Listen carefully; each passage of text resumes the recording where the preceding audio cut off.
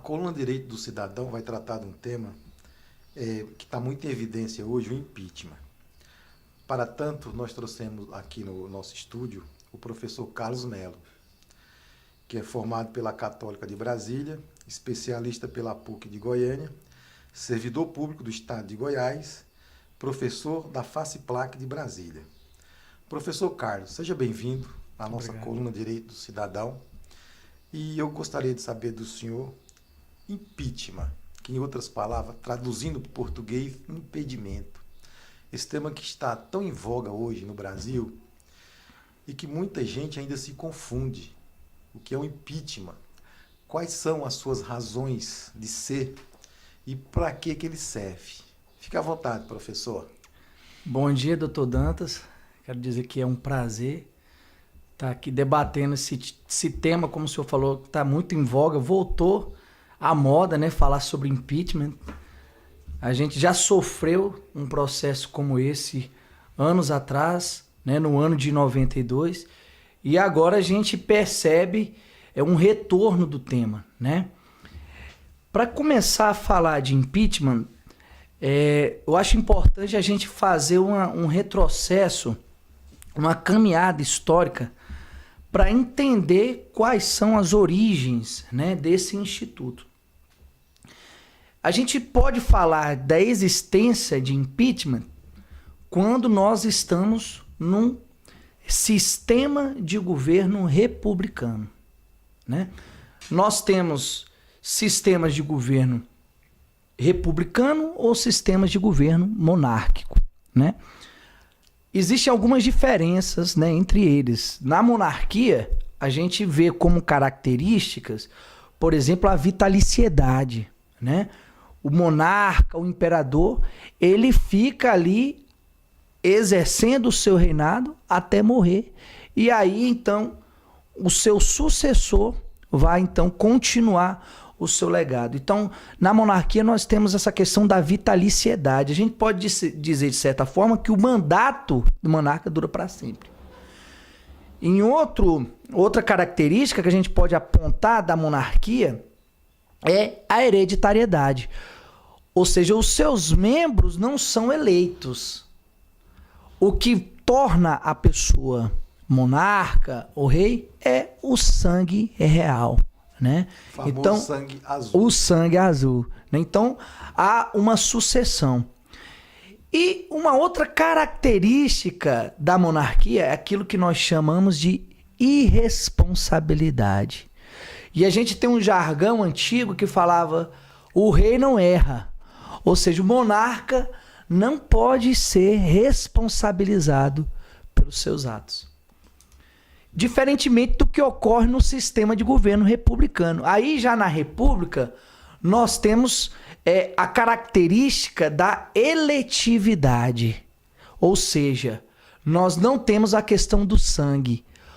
O chefe do poder executivo na república, ele é escolhido, ele é eleito, né, para um mandato. E aí a gente traz uma outra característica que é a temporariedade. Então, enquanto que na monarquia o período de governança é vitalício, a vitaliciedade, na república nós vamos ter a temporariedade. O mandato aqui, no nosso caso, é de 4 anos, né? Sendo que o chefe do poder executivo ele pode ser aí reeleito uma única vez por igual período, por mais 4 anos. Então, na monarquia nós temos vitaliciedade, dura para sempre.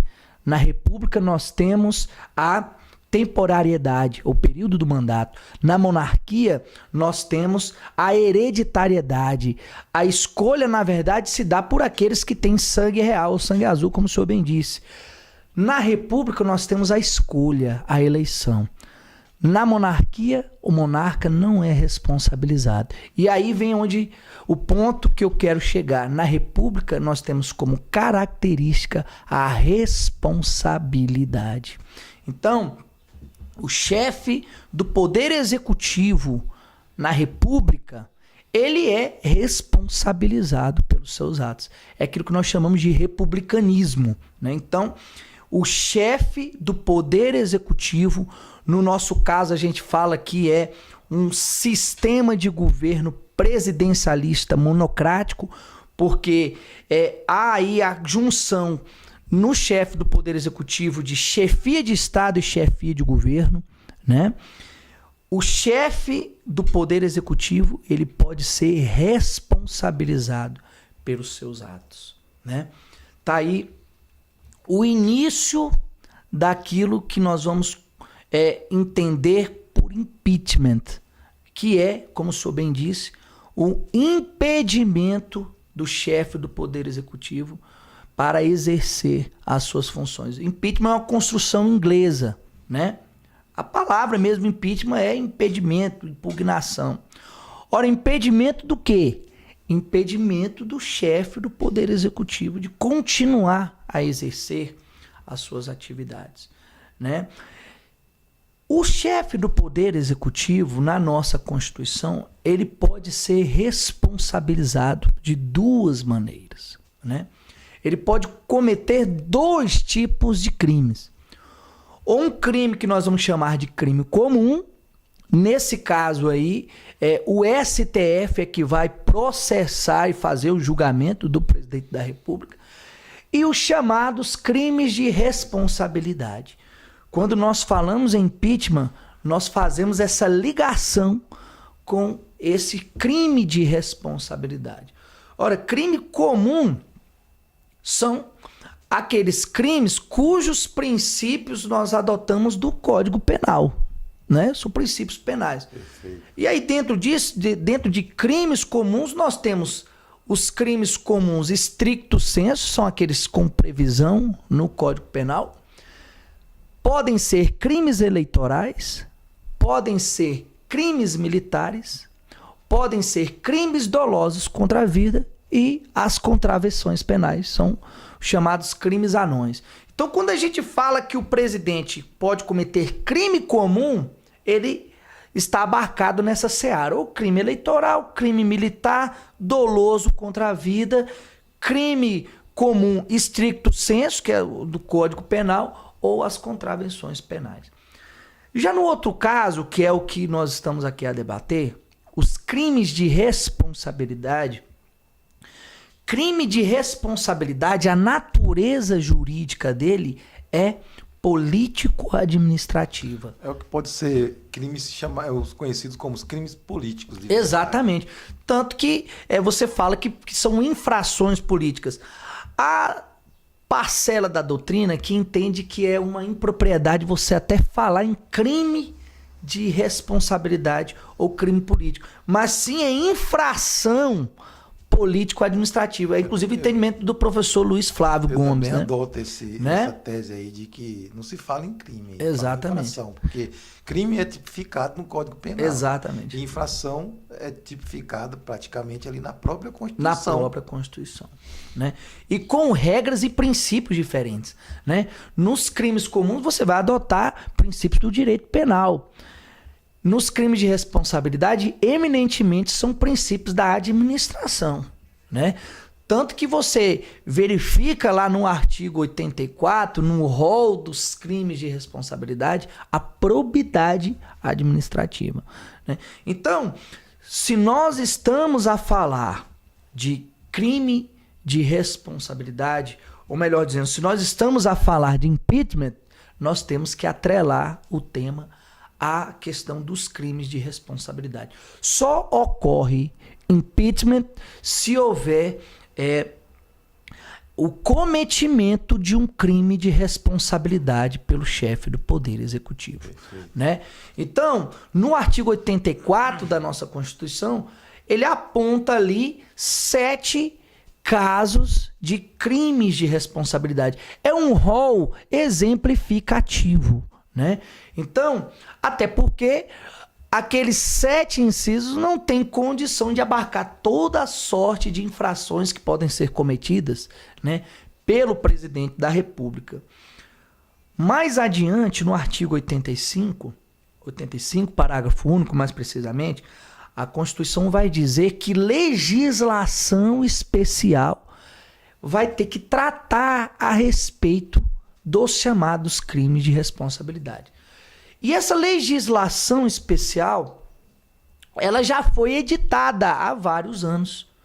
A Lei 1079 de 50. Essa Lei 1079 de 50, recepcionada pela nossa Constituição de 1988, é que vai esmiuçar melhor esses crimes de responsabilidade e que vai trazer o procedimento para o chamado processo de impeachment.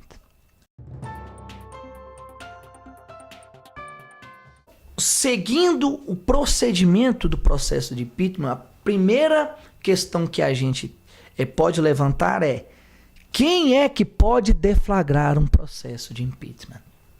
Quem é que pode deflagrar? A Lei 1079, ela diz que qualquer cidadão pode oferecer a denúncia. Então, a resposta a esta primeira pergunta de quem pode deflagrar o processo de impeachment é esta: qualquer cidadão. E veja que a lei fala cidadão, não fala brasileiro. E aí, então, o que é cidadão? Ora, cidadão é aquela pessoa que está no gozo dos seus direitos políticos. Aquele que pode votar e ser votado, né? Capacidade eleitoral ativa, capacidade eleitoral não carecendo passiva. Necessariamente ser brasileiro. Pode ser um estrangeiro Sim, que esteja no gozo, apto, né? No gozo dos seus direitos votar políticos. E, consequentemente, esteja legalmente radicado no Brasil. Né? Exatamente. Daí porque não é permitido que pessoas jurídicas possam ofertar uma denúncia de impeachment, né? Fala cidadão, aquele que está no pleno gozo dos seus direitos políticos. Esse é o primeiro apontamento, né, com relação a impeachment. Recebida essa denúncia de impeachment, de acusação feita por qualquer cidadão, essa denúncia ela é recebida pela Câmara dos Deputados. No processo de impeachment, nós falamos que há aí um processamento bifásico, ou seja, de duas fases. No impeachment, então, nós vamos ver a participação da Câmara dos Deputados e do Senado Federal. O professor vai dar continuidade às suas explicações falando do sistema bifásico para o procedimento do impeachment. Pode concluir, professor. É claro. Então, como nós estávamos conversando, no processo de impeachment nós temos o chamado processo bifásico, ou seja, um processo de duas fases. Uma primeira fase se dá na Câmara dos Deputados e a segunda fase será no Senado Federal. Esta primeira fase que se dá na Câmara dos Deputados nós chamamos de juízo de admissibilidade da acusação. Na Câmara dos Deputados não há ali nenhum julgamento de mérito, nenhuma posição de mérito acerca do processo de impeachment. O que se vai fazer na Câmara dos Deputados é verificar se aquele processo pode continuar e ser encaminhado ao Senado Federal, né? Nesse primeiro momento, se 2/3 dos membros da Câmara dos Deputados votarem a favor do processo de impeachment, quando nós falamos a favor, é no sentido de receber esse processo. Então, se 2/3 dos deputados entenderem que deve ser admitida essa acusação, esse processo seguirá para essa segunda fase, que será no Senado Federal.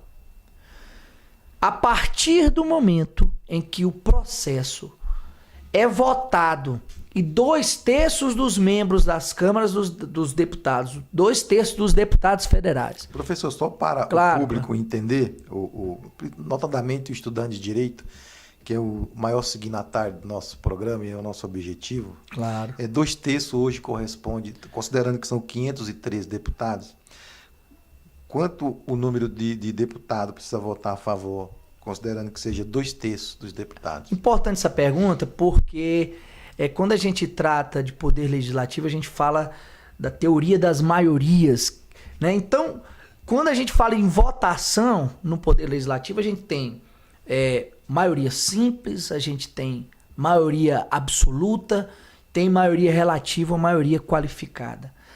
Quando a gente estuda o texto constitucional, a gente verifica que esse quórum de 2/3 é altíssimo. Não há nenhum outro tipo de votação dentro da nossa Constituição que exija um quórum tão grande. Dora, 2/3 dos deputados equivalem a 342 deputados.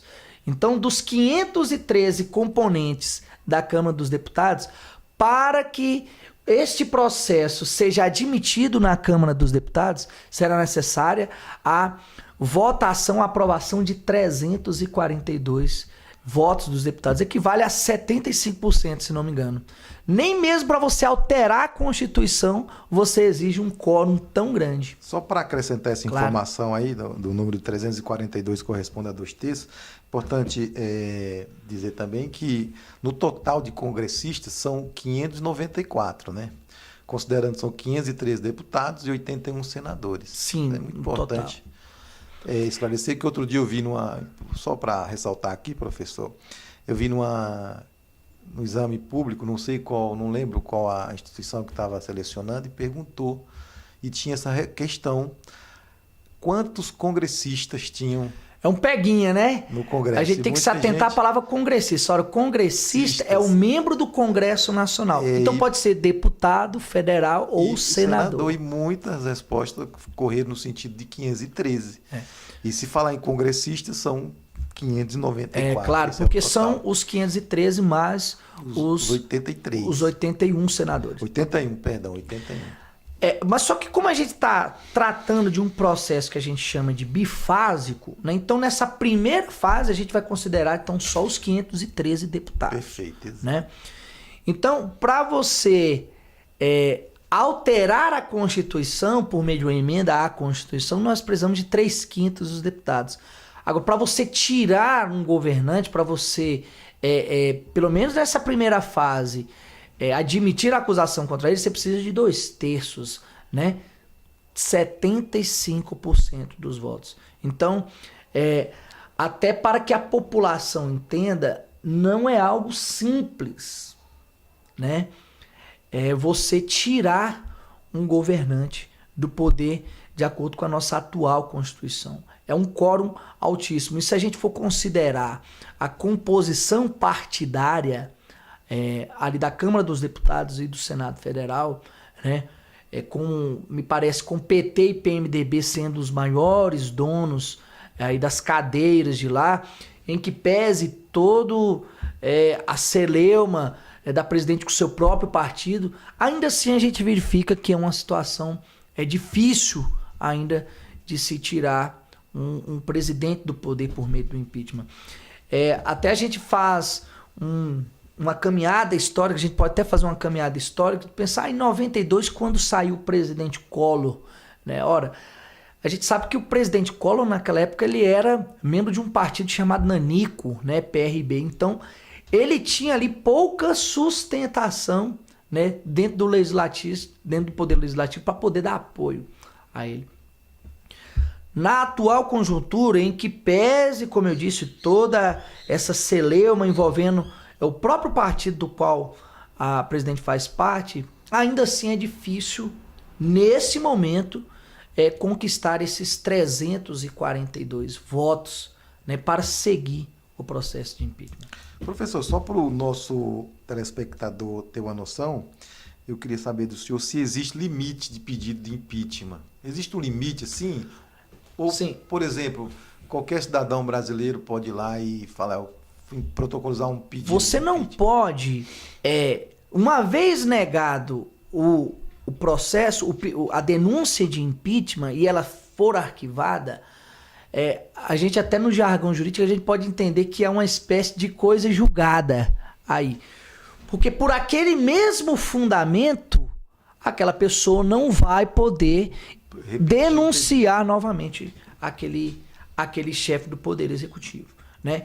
Então você pode sim, uma vez negado, arquivado o seu pedido de impeachment, a sua denúncia de impeachment, você pode até iniciar um novo processo, dar encaminhamento a um outro processo, mas não pelo mesmo fundamento.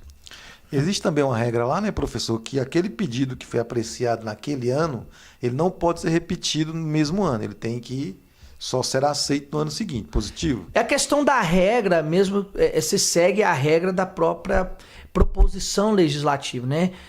Projetos de lei havido por rejeitados ou arquivados não podem ser novamente discutidos na mesma sessão legislativa. A gente entende por sessão legislativa um ano de trabalho parlamentar. Então, só no próximo ano, na próxima sessão legislativa. Eu queria saber do professor o sistema de aceitação pelo presidente da Câmara, do Congresso, melhor dizendo, do Congresso, e o comportamento dele em relação aos pedidos de impeachment.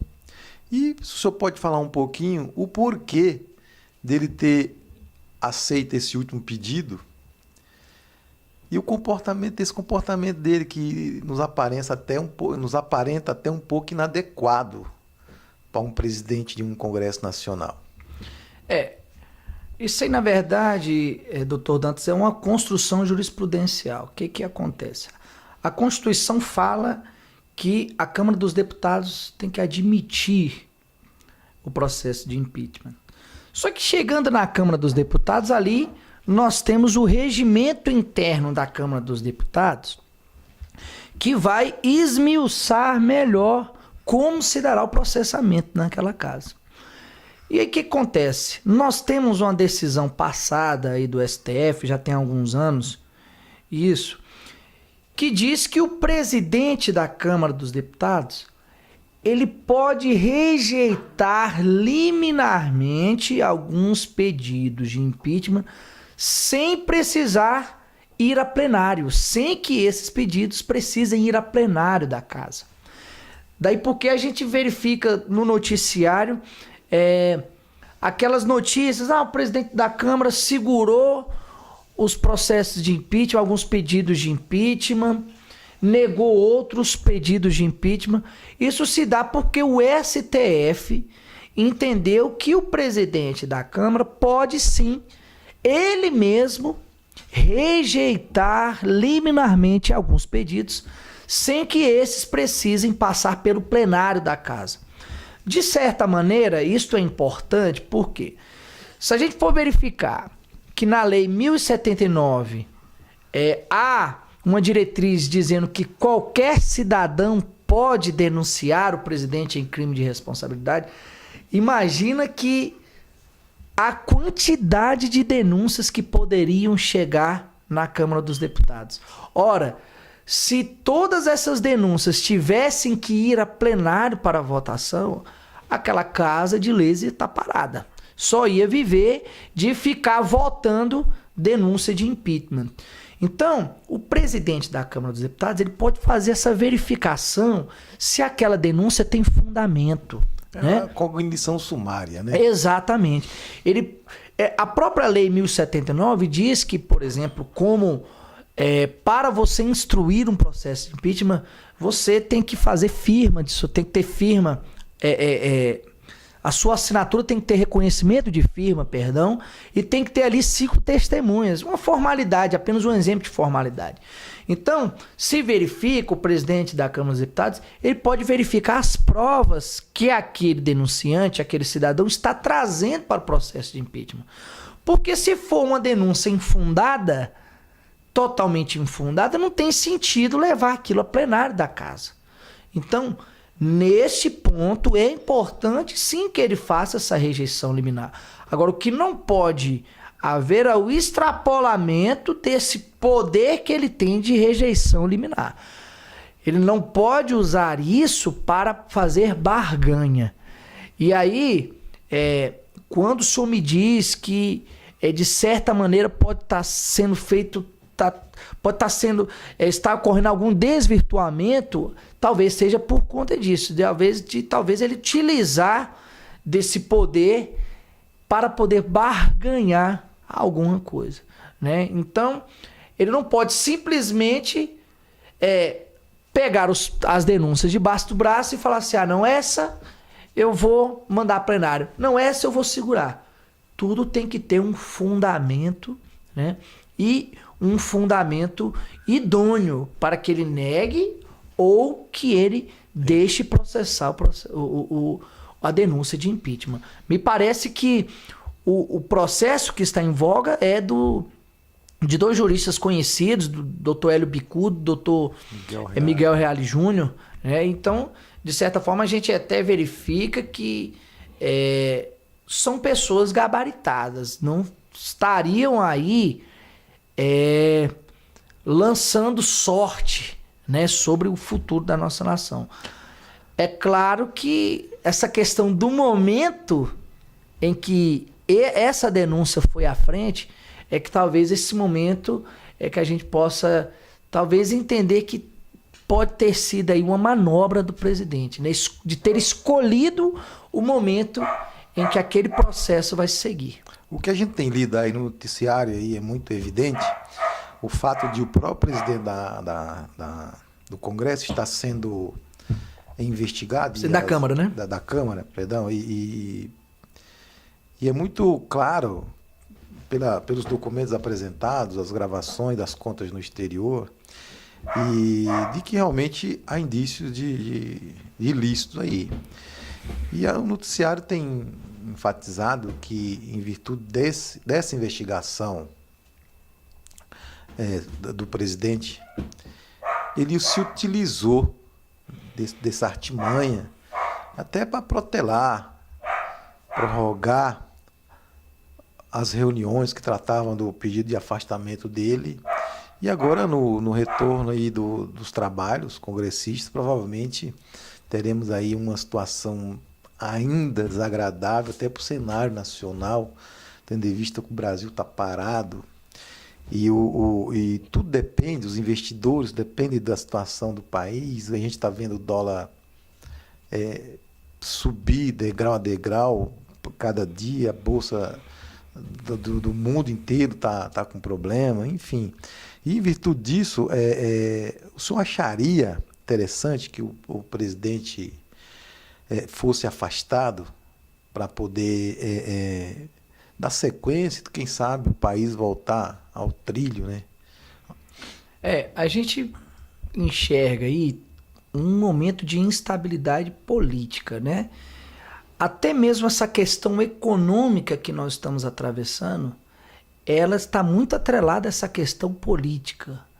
Até mesmo quando os especialistas da área de economia vão ofertar parecer acerca da crise, eles apontam fatores internos e fora do cenário econômico que estão contribuindo para que o Brasil esteja na situação que está. Então, é como o senhor falou, o país realmente está parado por conta de uma questão política. E a gente vê aí, tem enxergado uma crise nas instituições, né? Tanto dentro do Poder Executivo, como do Poder Legislativo também, né? É um olhar pessimista, mas eu, a princípio, não enxergo saída para o nosso Poder Legislativo da forma que está. Pelo menos nesse nosso sistema de governo, né? Alguns doutrinadores já estão defendendo, e eu também eu concordo com essa análise, que seria o caso, talvez, da gente repensar o nosso sistema de governo. Se realmente o sistema presidencialista é o que tem melhor nos atendido. Num sistema parlamentarista, o que a gente vê? A gente vê a figura do gabinete, né? E ali, diferentemente do sistema presidencialista, onde há uma distinção bem clara entre poder executivo e poder legislativo, ora, no sistema parlamentarista, a gente tem a possibilidade do poder legislativo destituir o primeiro-ministro, que é o chefe de governo, né? Eles apresentarem aquilo que é chamado de moção de desconfiança. E, do outro lado, o poder executivo, dentro do sistema parlamentarista, tem a possibilidade de convocar novas eleições legislativas, né? Da forma como a gente vê, doutor Dantas, não, eu posso talvez ser exagerado, mas me parece que a grande maioria dos nossos parlamentares não são pessoas, né, tão idôneas como deveriam ser. E da mesma maneira, do Poder Executivo também. Infelizmente. É uma crise absurda, né, e que está afetando todas as outras pessoas. Agora, algo que a gente também tem que ter em mente é a questão da soberania popular. Ora, quem é que confere poder a essas pessoas? Somos nós. Somos nós.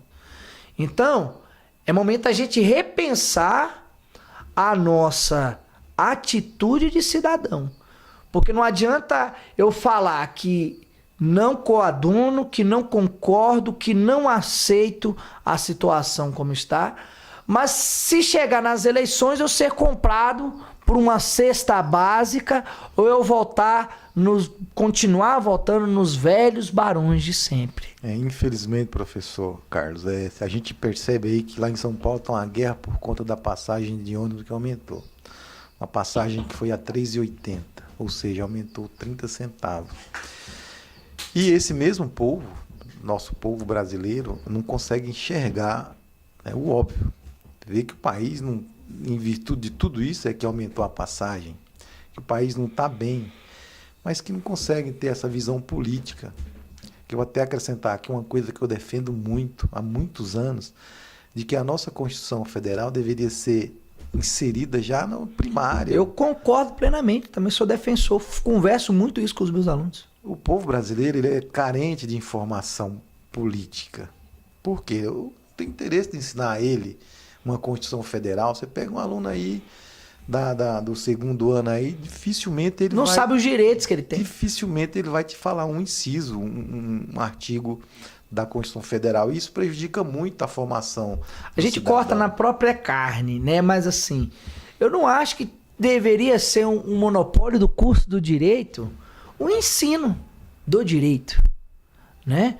Isso aí, qualquer pessoa deveria ser sabedora dos direitos e deveres que ela tem, né? Dentro da esfera consumerista, dentro da esfera civilista, da esfera penal, né? Isso com certeza coibiria toda a sorte de crimes que a gente vê aí, toda a sorte de estelionatos, de fraudes, né? De golpes, né? Que a gente enxerga por aí. A gente começa falando de impeachment, não tem como a gente deixar de falar dessa questão política que realmente está atrelada, realmente. Superada essa primeira fase na Câmara dos Deputados, né, onde o presidente da Câmara, se ele admitir a denúncia, essa denúncia ela ser apreciada por uma comissão especial, né? Comissão essa que será integrada com a divisão proporcional dos partidos da casa. Esta comissão aprovará um parecer, perdão, e esse parecer aí sim será votado pelo plenário da casa, né? E onde nós vamos ter ali a questão dos 2/3. Uma vez admitida, então, essa acusação, essa primeira fase, com 2/3 dos membros votando a favor do processo de impeachment, esse processo segue para o Senado. A partir do momento em que o Senado recebe este processo, a presidente da República estará afastada automaticamente do cargo pelo prazo de 180 dias, né? Então, a partir do momento em que o processo de impeachment chega no Senado Federal, a presidente é afastada das suas funções, afastada cautelarmente de suas funções pelo prazo de 180 dias, né, 6 meses. Se passado esses 180 dias, o processo no Senado não foi concluído, ela pode voltar às suas atividades, né? Então, nós já temos essa outra nuance do procedimento quando chega no Senado. Chegou no Senado, a presidente é afastada por 180 dias. Daí porque toda a correria que o Planalto está fazendo para tentar barrar o processo na Câmara dos Deputados. Porque se passa da Câmara dos Deputados e chega no Senado, a presidente é afastada. E aí a gente já vê uma situação, né, já bem gravíssima acontecendo com o afastamento da presidente. E aí no Senado Federal é que nós vamos verificar realmente o julgamento do processo de impeachment. Na Câmara dos Deputados há um juízo de admissibilidade. Aceita o processo ou não aceita? Se não aceitou, essa decisão da Câmara dos Deputados vincula o Senado Federal. Ora, se a Câmara dos Deputados não admitir o processo de impeachment, o Senado Federal não pode continuar com ele, né? Agora, se foi aprovado por 2/3 do plenário da Câmara dos Deputados, chegou no Senado Federal, a presidente é afastada de suas funções e aí sim os senadores, eles vão fazer as vezes de verdadeiros juízes. Eles vão julgar, né? Inclusive aí nós vamos ter a oportunidade de produção de provas, né, de oitiva de pessoas como que num processo judicial.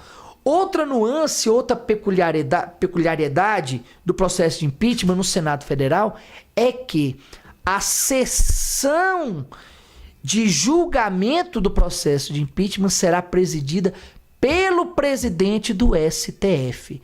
Veja, o presidente do STF não vai votar, ele não vai dar o voto de Minerva, mas ele vai o quê? Presidir a sessão de julgamento, né? Com a lavratura de ata do resultado.